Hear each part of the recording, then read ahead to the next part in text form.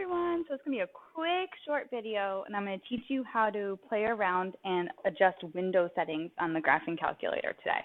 So I'm going to present with you guys this quartic function, y equals negative 2x to the fourth plus 15x squared minus 20x plus 75. So in a moment, we're going to go to the graphing calculator and type that into our y equals, and I'm going to show you how to get the best view of a graph. All right, so look at that for a second. I'm also going to be referencing like the end behavior of this equation. So think about the degree, which in this case is 4, and the leading coefficient, which in this case is negative 2. That will also come into play. So if you go to the graphing calculator, go ahead to your y equals and clear out whatever is in there from the last time you might have used it and type in our new function.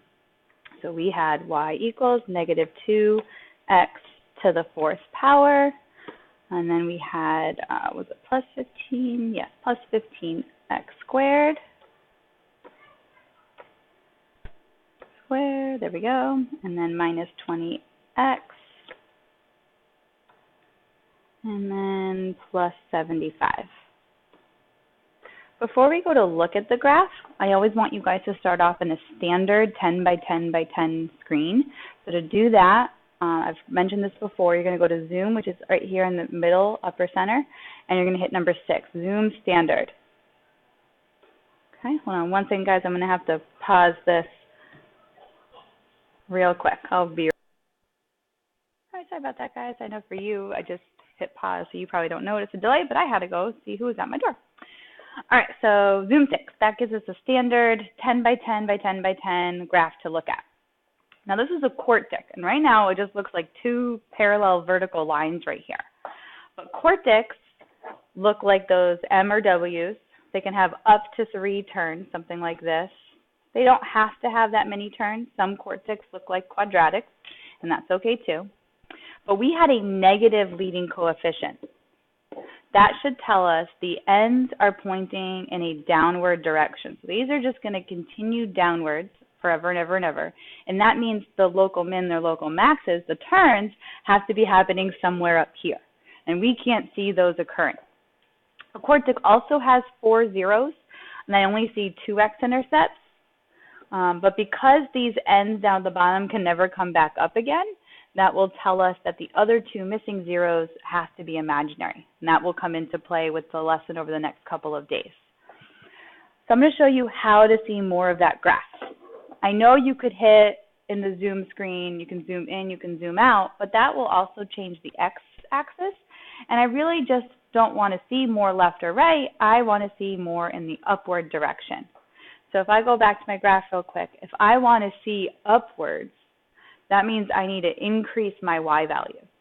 And to do that, we're going to go in the window screen. That's going to be to the right of the y equals, and you'll see how we can adjust the minimum and maximum values of our graph scale. We're going to leave the x's alone. I don't need to see, again, anything further left or right. We need to see more up. So if I come down here, my y max, I know needs to be a larger number. And here, you might just need to start guessing and checking. There's no right way of where to begin. You could use the y-intercept to help you. We had a y-intercept of 75, so we know it's going to cross at least the y-axis at a height of 75. That could be a starting point. But other than that, just guessing and checking. Like, no one taught me how to do this. You just got to play around with your window settings until you get the best view of the graph. I usually like to start around 50, then maybe go to 100, maybe increase like by 50 intervals, and then more if that's not doing it. But because our y-intercept is 75, I'm going to change my y-max to at least 100. So y-max, I want to go up 100. If you don't want to distort your graph, even though we don't need to see more in the downward direction, I'm also going to change my y-min to negative 100. That'll just keep the graph more balanced.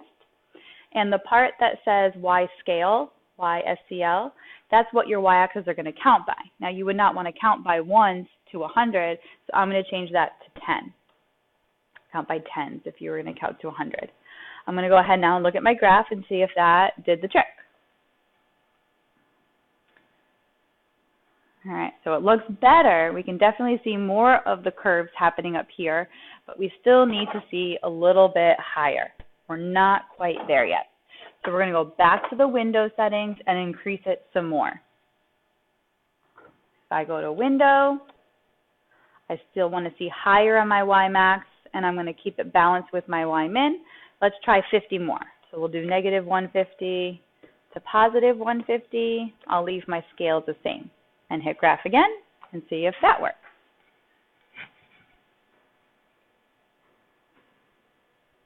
And we're good. Once you can see all local mins and local maxes, any of the turning points of the graph, that means you now have a good view of the function. So we wouldn't need to adjust it anymore. I would like to point out that if your y-axis looks like a really solid line, a solid bar here, that means you didn't change the scale. And that's okay. In terms of when we go to graph these next week, you want to make sure you do change that scale though, because you're not going to be counting by ones when you go to make the graph. All right, so it's all about this window screen. If you want to see more up, you got to change your Y max. You want to see more down, you got to change your Y min. If you wanted to see more to the left, you would change the X min. If you wanted to see more to the right, you would change the X max. In some of these graphs, we will be changing the X min and X max. You don't need to always do that though. And one last feedback or advice I could give you guys, if your graph looks too squished, meaning everything looks like in one tight area, instead of increasing your scale, you would want to decrease your scale on the x-axis. So for example, right now my x scale is counting by ones. If you wanted to make the graph not look so squished and so narrow, then you could possibly change your graph to counting by 0.5s and maybe decrease your x min and y min instead of increasing it. That'll kind of spread it out a little bit and give it a better view.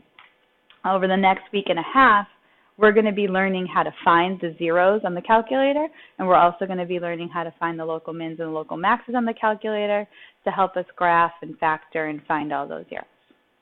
So that's it. Tomorrow we will put this into place with the examples we're going to do. Have a good night, guys.